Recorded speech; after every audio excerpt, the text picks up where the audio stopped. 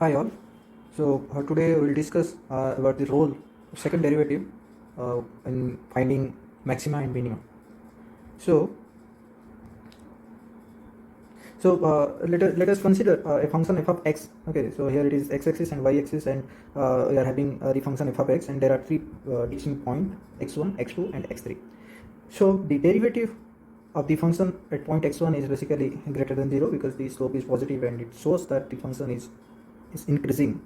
Similarly, the derivative of the function at point x3 is less than 0. That means it is showing that the slope is basically negative and the function is kind of decreasing when it passes to point x1. At the point x2, the slope is parallel to x-axis, that is the derivative equals to 0. So in our basically our high school mathematics, we are taught like if a function derivative of a function at a particular point is 0, so there could be three cases. Okay, so the first one will be the maxima, when the function will look like this, and this is what the point x, let's say x2 we are considering, so this is the x2. Second case, a minima. Thirdly, a point of inflection, something like that.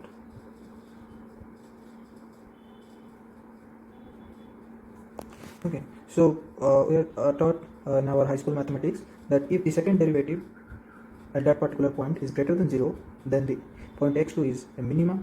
If it is less than 0, so the point x2 is a maxima, and it is equals to 0, then the condition fails. Like we cannot say whether it is a maxima or a minima or an inflection point.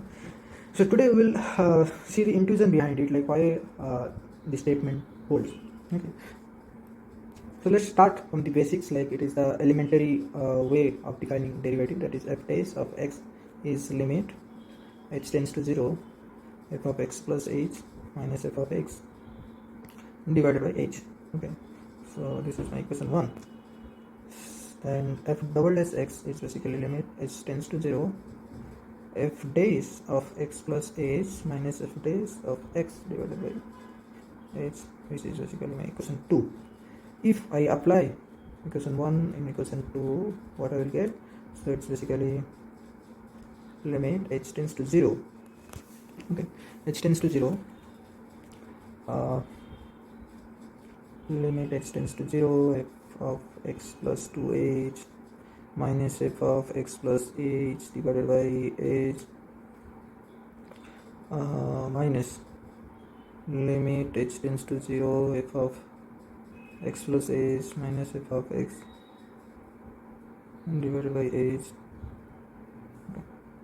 So let's use only one limit, that is limit h tends to 0, and here it is f of x plus 2h minus 2 into f of x plus h plus f of x divided by basically h square.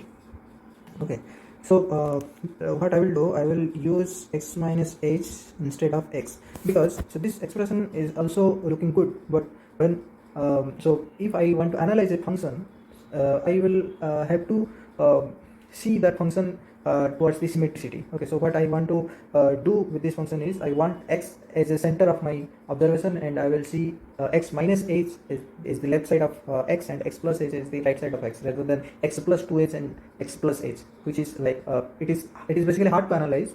So to make my analysis simple, I will use x minus h instead of x.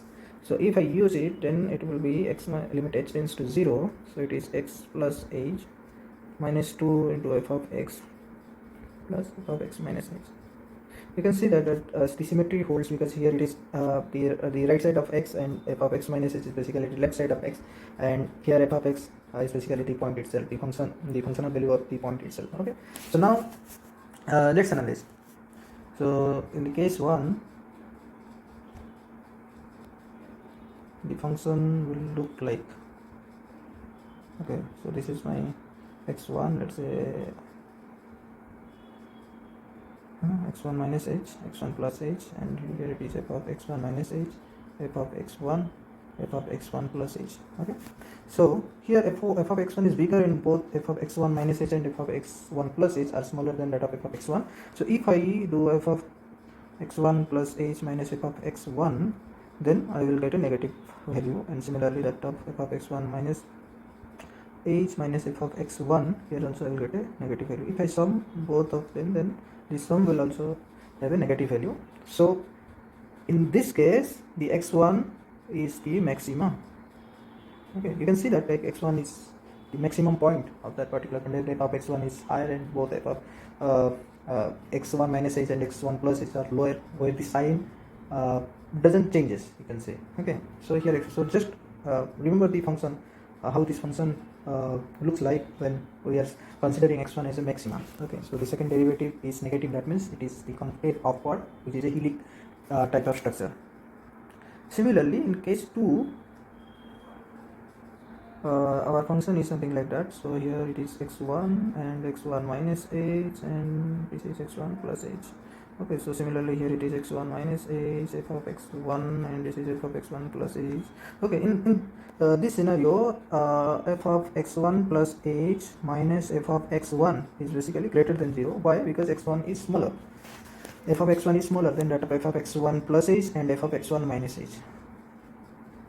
Okay, so if you sum them up, then you will get a positive number. In this case, the x1 is minima. Okay, you can see that this is the minimum point. Okay, now in the case 3, that is what we were taught basically. If f double dash x1 is 0, then we cannot say that whether it is a point of inflection or maxima or minima. Okay, so let us consider a function. Okay, intuitively, like let us consider this kind of structure.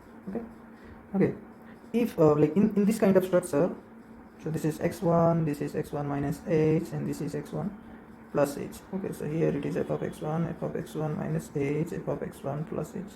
Okay, here f of x1 plus h minus f of x1. Okay, so here it is greater than 0 because f of x1 is smaller, but f of x1 minus h minus f of x1, it's less than 0 because here f of x1 is bigger and f of x minus 1 is smaller. If you sum them up, then there is a chance that you will get a 0, sum equals to 0. Okay, so here you can conclude that f of x1 is inflection point, but it's not always true. Why? So let us consider a function f of x equal to x to the power 4. Okay, so the second derivative of it, so it is so let us consider the first derivative, that is f dash of x is 4x cube and it is 12x square, 12x square, and if so f dash of 0 is basically 0.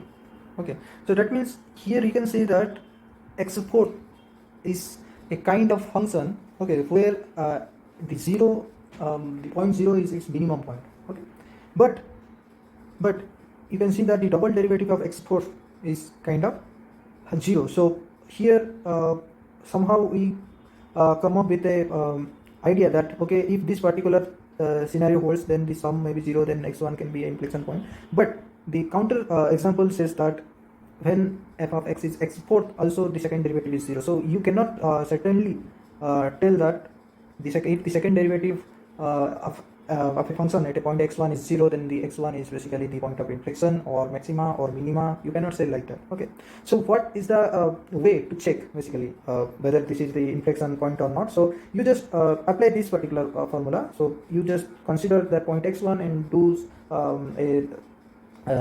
like small like a distance, like if x1 is 5, then just check whether what is the appearance of 4.8 and 5.2, and just use this formula. If the sign changes and it comes to 0, then you can conclude that okay, the point x1 is the point of inflection. Otherwise you cannot say like that.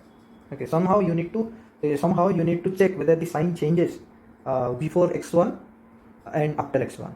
Okay, so the way to check the change of sign is in this way. Okay, so this is what the checking method, whether a point x1 is inflection point or not by considering the second derivative. Okay.